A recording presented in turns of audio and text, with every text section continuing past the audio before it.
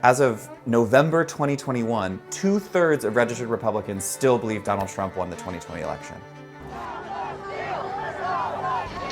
Look, I don't care who retracts what statement about the election. I don't care. They stole the election. I don't give a shit how it was done. It was fucking stolen. Hi there. So to the idea that Trump lost by a very fair election, no, I don't believe that Joe Biden won by record-breaking votes when he already failed twice. No, I don't believe it, and you shouldn't either. Now, as my buddy Steve Bannon says, if you're gonna lie, be believable about it. Because you do not have 138,000 votes come in, and 135,000 of them come in for Biden.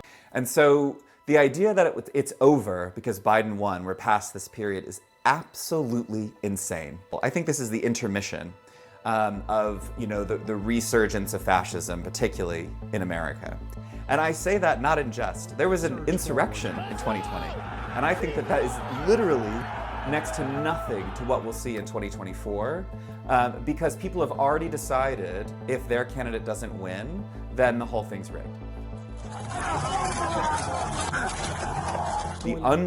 This new disinformation system, which is about the institutions themselves.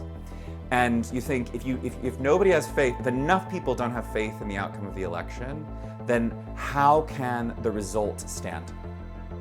And if you've invaded the infrastructure enough and you've polluted the information ecosystem enough, game over. So it's likely that 2020 was the last free and fair election in the United States. What people are failing to realize is we were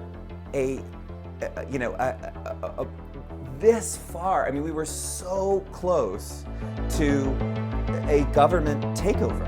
I mean, we were so close that it's still even difficult to talk about. And people don't want to believe that that's true, right? Because it's hard. If you believe that's true, then you've got to actually do something. And most people don't want to do anything.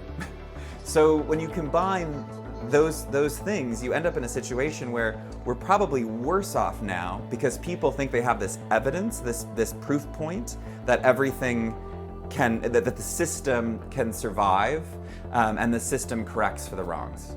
But the system can be completely further polluted.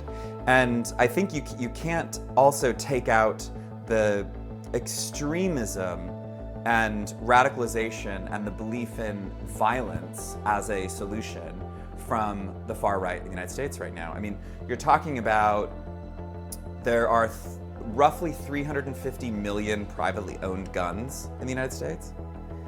There's more than there are people, but they're owned by less than 20% of people, right? And we see the numbers, like people are saying that they're buying guns now because they believe they might have to defend their state.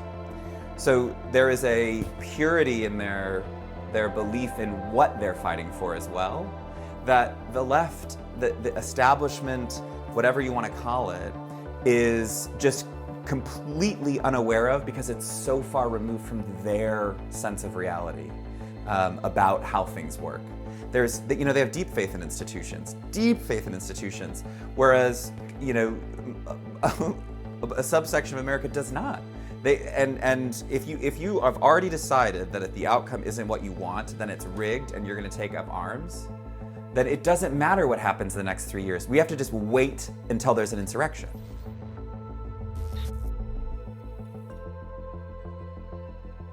In these dark times that we find ourselves in, it's all too easy to feel passive and disengaged and hopeless. But there is something you can do. If you like the sound of a fearless, independent media outlet really trying to shine a light where the mainstream doesn't, then do sign up to Byline TV. You can hit the join button on YouTube or subscribe on Patreon. You can be part of driving meaningful change.